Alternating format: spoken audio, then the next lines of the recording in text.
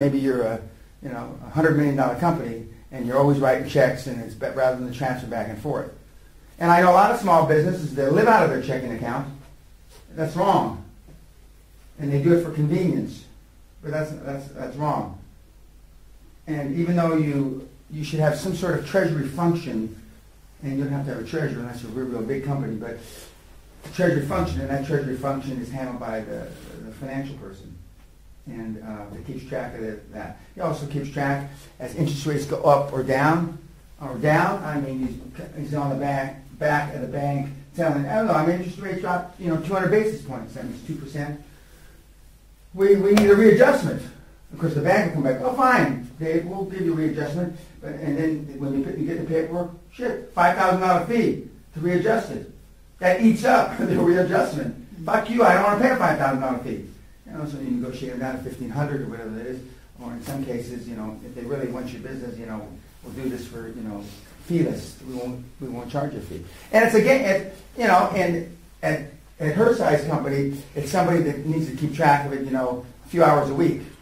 But at most startups, it's not. But most of you don't understand a lot of what I just said. So, and if you don't understand it, you're embarrassed to ask your banker, what should I be doing?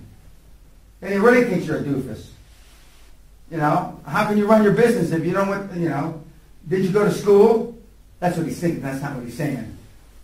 And so that's why a lot of the people would never, ever try to renegotiate a mortgage, would never try to do these things. My dad, God rest his soul, I mean, he just paid mortgages off and that was it.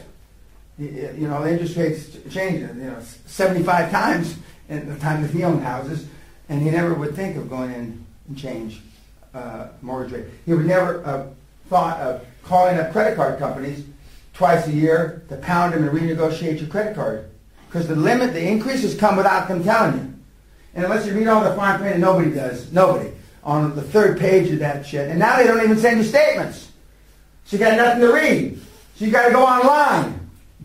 And when you get these things from Bank of America, dear cherished customer, yada yada, hand job, you get down to the 15th paragraph, all your credit lines or whatever are being increased 75 basis points or whatever. I mean, nobody even knows.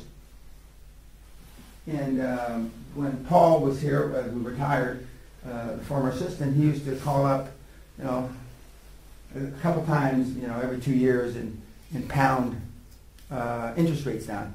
And when you get on the call center and they say, oh no, we can't do that, let me talk to your supervisor. And we can't do it. I said, well, let me talk to that supervisor or close my account. And God, no, they don't want to close the account. Whatever happens, they don't want to close the account. No. So finally it says, okay, you're paying 23% right now. We'll give you 15%. If you can do that over the phone, just imagine what you can do eyeball to eyeball. And then you don't wait another 6 months or 12 months at 15%. You call them back the next week. And they said, well, don't you see that we just gave you 15, from 23 to 15 or 23 to 18? Yeah. But I mean, my CFO said that, you disrespected me. You're paying 3.5% for the money. I'm paying you 15% for the money. Somebody's getting fucked.